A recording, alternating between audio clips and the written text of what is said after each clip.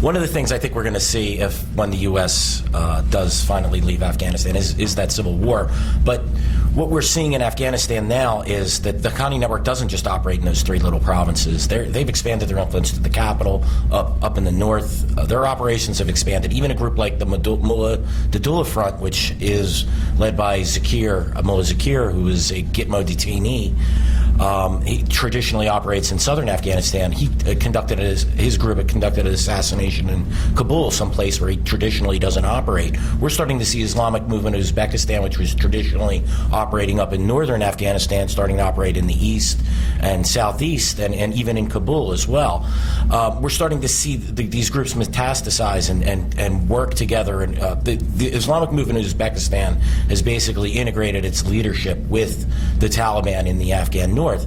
One of Al-Qaeda's propaganda, since it took a beating in Iraq, was that they made the Khorasan, which is an empire, an old empire, Islamic empire, and basically in Central Asia and South Asia.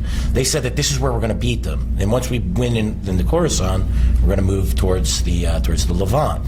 So this has become a key part of Al-Qaeda's propaganda. What do we think is going to happen when we lose in Afghanistan, when the second superpower loses? That is going to be a huge recruiting boon for foreign terrorists to operate in Afghanistan. And I think this is something that everyone is overlooking as we're running for the doors in Afghanistan.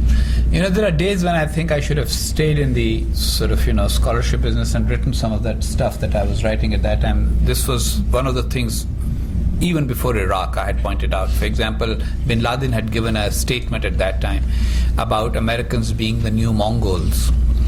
And nobody could understand what he was talking about. And I said he's talking about the 1258 conquest of Baghdad. And he's playing on Islamic history and Islamic mythology, And so Khorasan was an important element in that also, because if you remember, the Abbasides, they rose to power through Khorasan, because that was an important element. They overthrew the Umayyads based on the argument that there is a hadith, which in my opinion is of relatively weak significance, but I'm taking off my hat of a theologian since I never completed my religious training. But anyway, they use that there is a hadith that the people from Khorasan will come and save the people of the Levant or whatever. And so that was used, and that was used again. And that has been part of the Al-Qaeda thing. And then the other part is this famous Ghazwa Hind, which is the Pakistani groups use it. Ghazwa is actually just as jihad is the war, a holy war or war for religious purposes. Ghazwa is a battle. And there's ostensibly a saying of Prophet Muhammad that that before the end times, the final biggest war between good and evil and between Islam and Kufr is going to take place in Hind, which is India, which is the land east of the river Indus.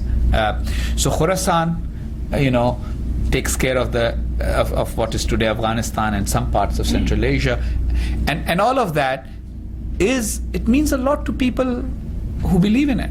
These end-time prophecies, etc. And so one of the unwritten books has been my desire to write. I wrote a piece on it once, an article, I think, which said that, Americans pay a lot of attention to their own end-time prophecies, but getting into that whole theater, they have totally neglected this. And so as far as recruitment is concerned, I'm totally agreeing with you that failure in Afghanistan is going to be a big boon for both the TTP, the Tehreek-e-Taliban Pakistan, and the Pakistani groups are going to start saying, right, now is the time to start recruiting and fighting in that famous Ghazwa Hind.